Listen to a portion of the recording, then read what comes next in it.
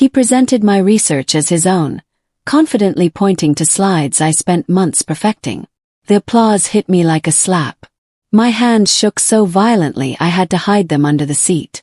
I felt something inside me rupture. The exact moment respect died. I watched my manager Daniel Fry stand there, soaking up congratulations from the entire conference room like he'd invented something revolutionary. 3 months of my life. 3 months of late nights, weekend work, double-checking every number. I'd built this research from nothing, and now hundreds of people were applauding him for it. My stomach twisted into knots so tight I thought I might get sick right there. Nobody knew it was me. Nobody would ever know unless I did something about it. The presentation slides showed his name prominently at the top. My name appeared nowhere. Not in the title, not in the credits, nowhere at all. I could feel my career slipping through my fingers like sand. This was supposed to be my breakthrough, my moment to prove I belonged in this field. While people swarmed him for congratulations, I slipped out the back, leaning against the cold hallway wall, trying not to cry. The betrayal felt personal, deliberate. I wasn't angry yet. I was devastated. This wasn't just about credit. This was about someone I'd trusted completely deciding I wasn't good enough to stand in front of people. Daniel had taken everything I'd built and presented it as his creation. He'd stolen my voice. I leaned there for maybe 5 minutes, just breathing, trying to pull myself together. Other conference attendees passed by occasionally, talking about how brilliant the presentation was. They had no idea that the person who actually did the work was standing behind them, invisible. My eyes burned with unshed tears. I'd always believed in working hard, in letting my work speak for itself. I thought loyalty meant something. I thought if you proved yourself capable, people would recognize it. I was so naive. That hallway taught me a hard lesson that day. I whispered to myself, "He stole my work." That's when the title of my own story hit me. He took credit for my research, so I'd take everything he thought he owned. For the first time since the presentation ended, I felt something shift inside me. The devastation started transforming into something colder, sharper, more focused. I wasn't just going to let this happen. I wasn't going to disappear quietly into the background while Daniel climbed the ladder on my shoulders. I straightened up, wiped my face, and took a deep breath. My hands stopped shaking. Instead of feeling like a victim, I started feeling like someone who just discovered the truth about how the world actually worked. People didn't succeed by being good. They succeeded by taking what they wanted. Well, I could do that too. But I'd do it smarter. I'd do it better. I'd do it in a way that couldn't be denied or explained away. I walked back into that conference room with my head held high, and I looked Daniel right in the eye. I pulled myself together and officially introduced myself to the audience. A quiet but relentless data researcher who believed hard work protected me. I admit I was naive. My name is Elena Ward, and I'm 32 years old. I've been working in behavioral data research for almost a decade. I have 2 advanced degrees, hundreds of hours of technical training, and absolutely zero patience for bullshit anymore. Before this moment, I would have described myself as dedicated, reliable, and trustworthy.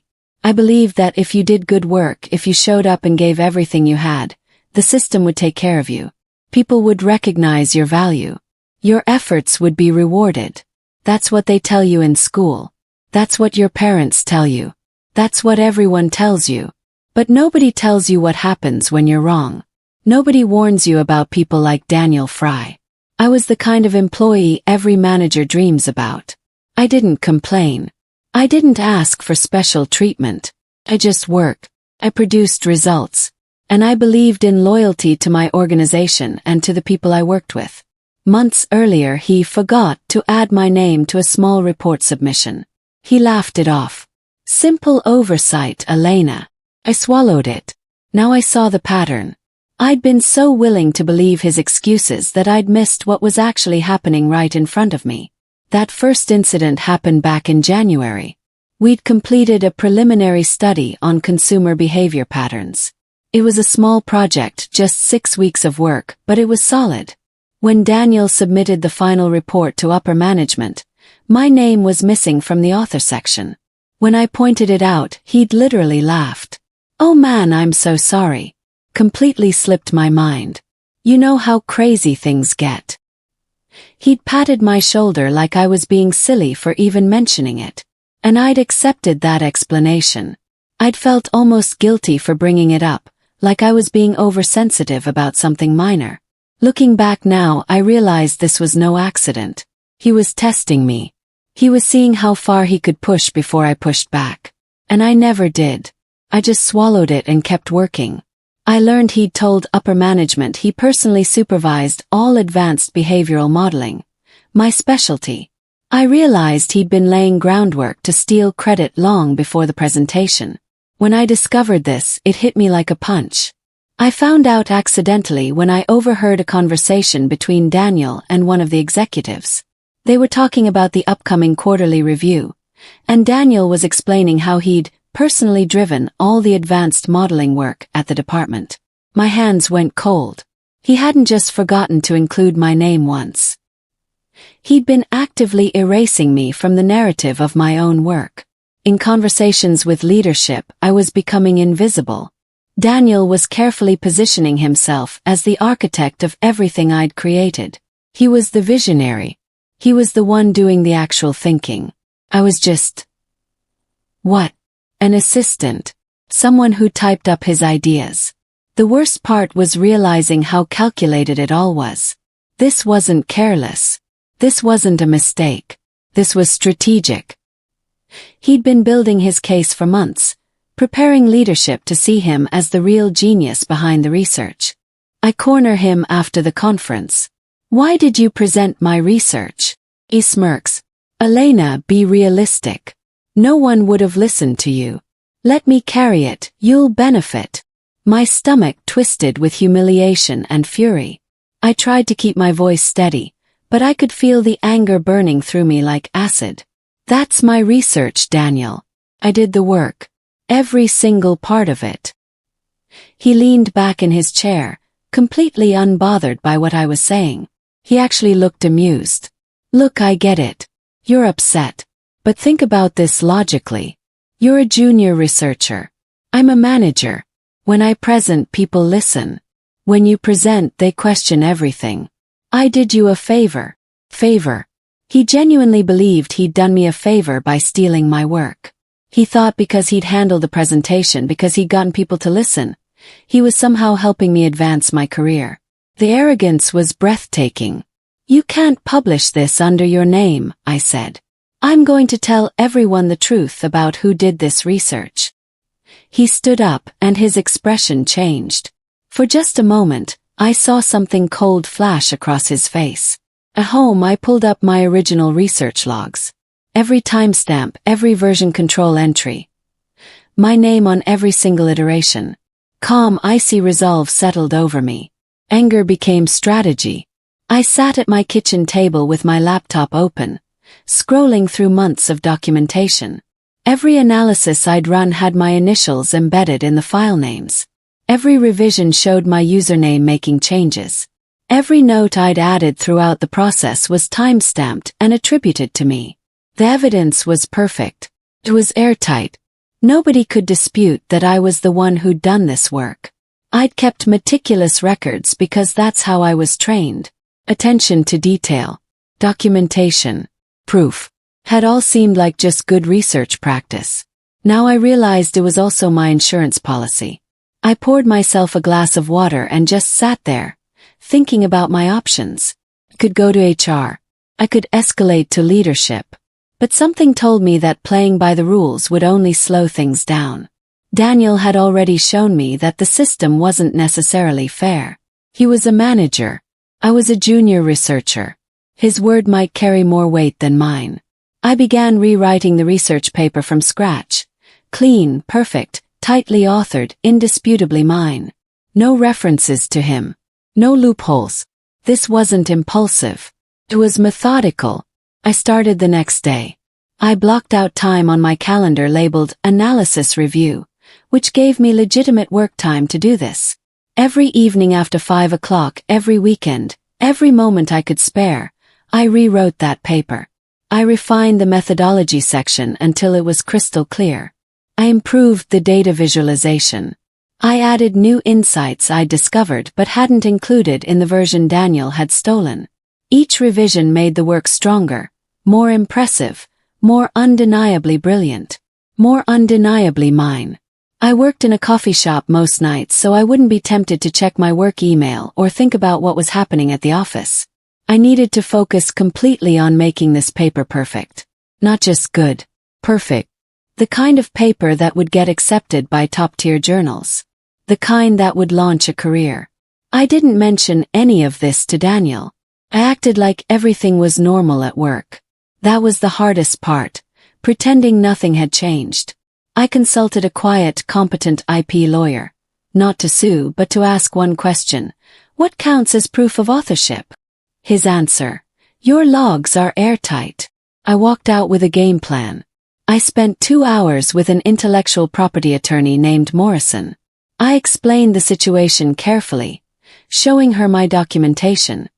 Her face remained neutral throughout, but I could see the moment she understood exactly how badly Daniel had messed up.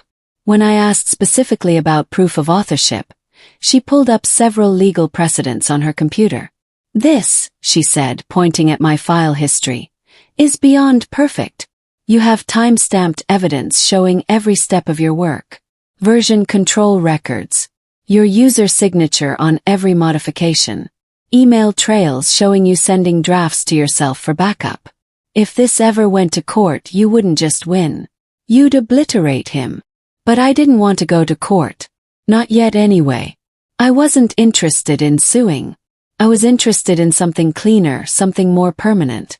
I wanted to publish under my own name. I wanted the academic world to know the truth. I wanted Daniel to watch his reputation crumble while mine rose.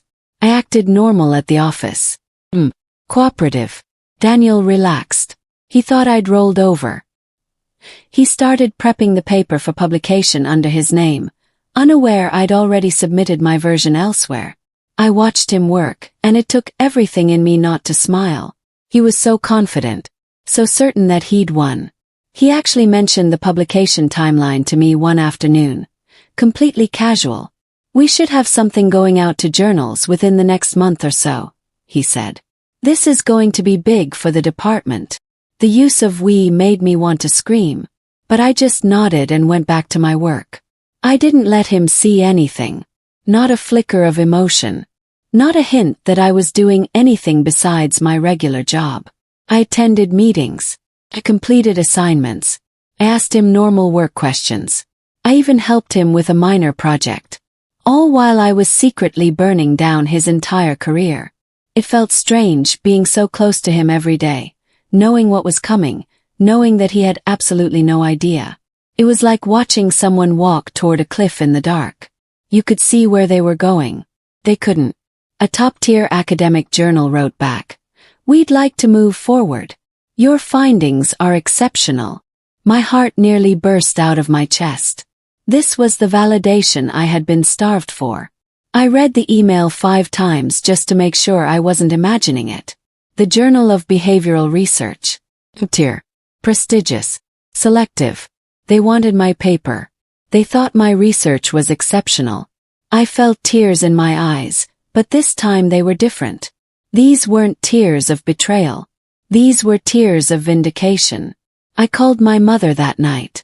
I couldn't tell her the whole story, she would have worried. But I told her that my research had been accepted for publication at a major journal. She cried on the phone. She'd been there through all of this. She knew how much I'd wanted recognition. She knew how hard I'd worked. I'm so proud of you, baby, she said. This is going to change everything. And she was right. It would. Just not in the way she probably imagined. When they asked for conflict of interest clarifications, I documented every instance of him attempting to take credit. The editor replied, Understood. Submission will proceed under your sole authorship. This was the first real shift in power. I provided the journal with emails, file histories, everything. I explained that my manager had presented this research without my knowledge or consent and had attempted to take sole authorship. I included the timestamps. I included the evidence. The editor's response was swift and professional. There would be no shared byline. No mention of Daniel. It would be published as my work, period. They also asked if I felt my work environment was safe to continue in. That was the moment I realized this was bigger than just a journal article. This was becoming a formal allegation. This was becoming real. I said yes, my work environment was concerning, but I preferred to handle it internally before escalating further. I was being careful, strategic. I wanted to control how this unfolded. Daniel started checking on me more often, hovering over my desk asking, "So, any updates?" I smiled pleasantly. Nothing major. He had no idea the storm forming beyond his control. I could see the tension building in him. He was getting anxious. He'd submitted his version of the paper, our paper really, to several journals and hadn't heard back yet. Rejection wasn't unusual in academic publishing, but it was making him nervous. He needed this publication. He'd been counting on it to strengthen his resume before his annual review. I watched him hover around my desk, trying to seem casual while he interrogated me about what I was working on. Just the usual analysis stuff, I'd say. Nothing too exciting. He'd linger, looking at my monitor like he could figure out what I was really doing just by looking at my face. He couldn't. I'd gotten very good at hiding. I'd had good teachers after all. He'd taught me. The journal publicly pre-announced upcoming publications, including mine. Name. My research. No mention of him. Colleagues whispered. He froze at his desk like someone had poured ice water down his back. I watched it happen in real time. The email went out to everyone in our department. New publications from staff members. A list of names and research titles. I saw Daniel's face when he read it. Actually saw the moment he understood. His expression went completely blank. His hand, holding his coffee mug, slowly lowered to his desk. He stared at his screen like it was showing him something impossible. Around us, people were congratulating me. "Elena, that's amazing," one colleague said, stopping by my desk. "We had no idea you had something in the Journal of Behavioral Research." I thanked them, trying to be gracious. Daniel didn't move. He just sat there, coffee forgotten, staring at the email. Good one. The first real victory. But it was just the beginning. He called me in, slamming the door. "What the hell did you do?" "Play dumb." "About what?" He held up his tablet with my announcement. His voice cracked. "This was supposed to be ours." "Ours?" I repeated. "You never touched a single dataset." The office suddenly felt very small. Daniel was red in the face, his hands shaking with anger. But underneath the anger, I could see something else. Fear. He was afraid. "You sabotaged me," he hissed. "You went behind my back and published before I could. You knew I was submitting the same research to other journals." "I published my research," I corrected calmly. "The research I did. The research I have documentation proving I did. Every single part of it." He stood up, pacing like a caged animal. "You're going to regret this, Elena. I'm going to make sure everyone knows what you've done. You stole from me. You undermined me." I just looked at him. Felt nothing. No fear. No guilt. "You should probably call those journals and tell them you won't be submitting anything," I said quietly. "Because if you try to publish this research under your name, you're the one who's going to have a problem." He tried reaching out to the journal, claiming joint authorship. They declined and forwarded his messages to me, asking if I felt uncomfortable. Said yes. They banned him from submitting to them for 2 years. The emails from Daniel to the Journal of Behavioral Research were desperate. He claimed he'd been the principal investigator. He said he'd supervised the entire project. He demanded they acknowledge his contribution. The journal's response was swift and final. They'd reviewed the documentation I'd provided. They reviewed Daniel's version of events. The evidence was overwhelmingly in my favor. There was no joint authorship to acknowledge. As for his 2-year ban, They explained it was standard protocol when someone attempted to misrepresent authorship. It was a way of protecting the integrity of their publication process. When they forwarded his emails to me and asked if his behavior made me uncomfortable, I realized I had a decision to make. Could say no. I could try to smooth this over. I could try to let him down gently. But why? He hadn't shown me any mercy. He'd chosen his path. Now he was walking it. HR requested a meeting. Someone had anonymously submitted evidence of intellectual theft. I wonder who. The investigation launched quietly, but aggressively. Daniel began losing sleep. I knew he was losing sleep because I could see it in his face at work. The dark circles. The way his hands trembled. The way he'd stare at his screen without actually looking at anything. I'd submitted an anonymous complaint to HR, attaching everything. The emails, the file histories, the documentation from my lawyer, the journal's correspondence.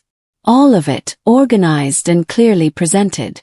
I didn't identify myself as the source, but HR was smart enough to figure it out.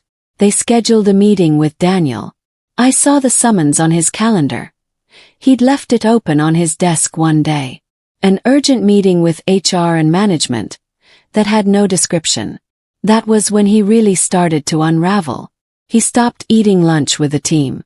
He started taking walks, just leaving the office for hours at a time. He'd return looking worse each time. I could see him calculating, trying to figure out how much trouble he was actually in. Colleagues distanced themselves. Projects were reassigned. Senior leadership asked, "Why did you misrepresent yourself?" His voice got smaller with every hallway confrontation.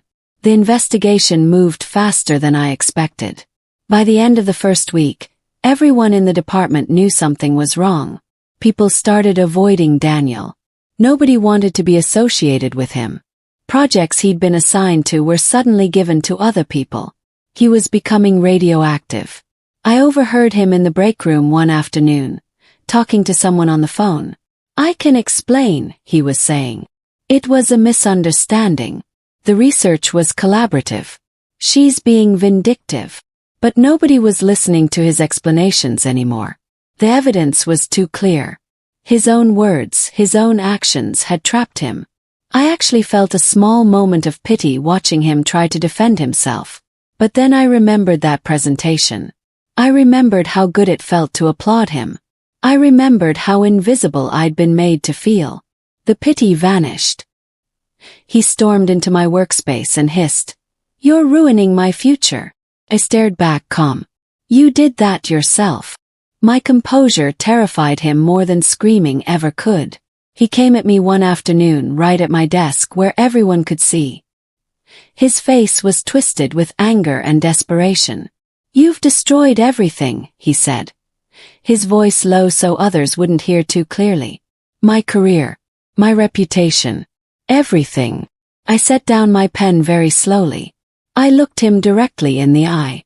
And I just let the silence sit there. Let him feel the weight of his own choices. "You lied," I said finally, my voice barely above a whisper. "You stole from me. You presented my work as your own in front of hundreds of people. You told leadership that you supervised work you never touched. And now you're upset that there are consequences." He flinched. "I gave you opportunities. I trusted you. You trampled on me," I said. "And you did it knowing exactly what you were doing. So please don't come to my desk and act like I'm the villain in your story." HR concluded their investigation. He had a history of claiming junior staff's work. They recommended termination and full review of everything he had published under the company's name. The investigation found more than just my research. They found that he'd done this before. Multiple times. There were other junior researchers, other assistants, all with similar stories of work being presented without proper attribution. In some cases, people had left the company over it. One researcher had quit entirely and moved to a different field because she was so discouraged by watching her work get stolen. The pattern was clear. Daniel didn't just make one mistake. This was his standard operating procedure. This was how he'd climbed the ladder. He'd done it by standing on the backs of people who were too junior, too trusting, too afraid to fight back. But he'd picked the wrong person this time. HR's recommendation was straightforward. Termination, effective immediately. Additionally, they were going to conduct a full review of every publication Daniel had ever authored under the company's name. If other people's work was found, those publications would be corrected or retracted. At the quarterly meeting, leadership addressed integrity violations within management. They didn't say his name, but everyone knew. And when they escorted him out, people didn't even pretend to look away. The company's COO stood up in front of the entire organization and talked about maintaining ethical standards, about protecting the integrity of research, about the importance of proper attribution and respect for intellectual property. She didn't mention Daniel by name, but she didn't have to. Everyone knew who she was talking about. People started looking at him. He was sitting near the back of the meeting room, trying to make himself invisible. Didn't work. When security arrived to escort him out, and yes, there was security, people watched. Nobody looked away. Nobody pretended they weren't seeing it. He walked out of that room with his head down, and the message was clear. There are consequences for theft. My research went live. My name headlined it. Academics across 3 industries reached out. Conference invitations poured in. This was the validation I had fought for and won. The publication came out on a Thursday morning. By Friday afternoon, I had 43 emails from researchers and academics who wanted to discuss my findings. Some wanted to collaborate. Some wanted to invite me to speak at conferences. Some just wanted to tell me that my work had influenced their own research. I felt like I was floating. This was what it was supposed to feel like. This was what recognition actually meant. Not someone taking credit in front of a room, but colleagues and peers in your field reaching out to say your work mattered, that it changed things, that it was valuable, that you mattered. The journal's website featured my research on their homepage for 2 weeks. Other publications picked it up. My work started getting cited. People started knowing my name. Lena Ward, the researcher who did groundbreaking work on behavioral modeling. I was offered a senior researcher role at a competing company with a salary nearly double, and a team I would protect the way I was never protected. The offer came from a company that had read my publication and wanted me working for them, not just as a researcher but as a leader. They wanted me to build and run a research team. They offered me complete autonomy over my work, full credit for everything I produced, and a support structure that actually valued intellectual contributions. And they offered me significantly more money. When I told my current company I was leaving, I watched them scramble. They wanted to match the offer. They wanted to make it right. But it was too late. I'd already made my decision. On my last day, I cleaned out my desk. The same desk where Daniel had hovered and questioned me. The same desk where I'd worked late into nights on research he would steal. I packed it all into a box, poetic in a way, and I walked out. But before I left, I stopped by the lab where my new team would be working. I stood in that empty space and I made myself a promise. Nobody would ever steal credit on my watch. I'd protect my team. I'd fight for them. I'd make sure they were recognized. 6 months later, I walked past a cafe and saw Daniel behind the counter wearing an apron, taking orders with a dead-eyed stare. He didn't see me. I didn't stop. I didn't need to. My victory wasn't about his fall. It was about reclaiming my name, my work, and my worth.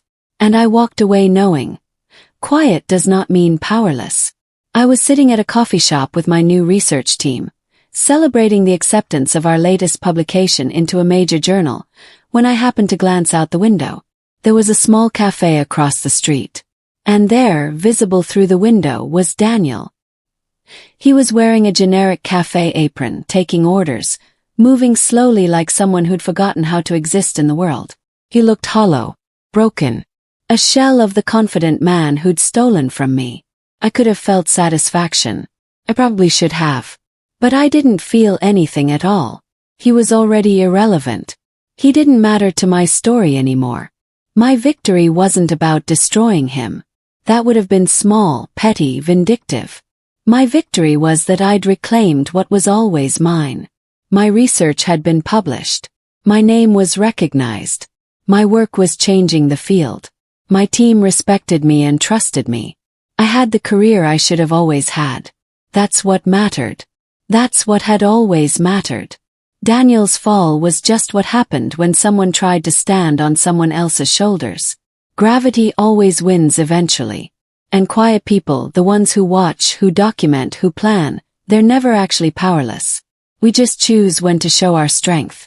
I raised my coffee cup toward the cafe window, not celebrating Daniel's destruction, but celebrating myself.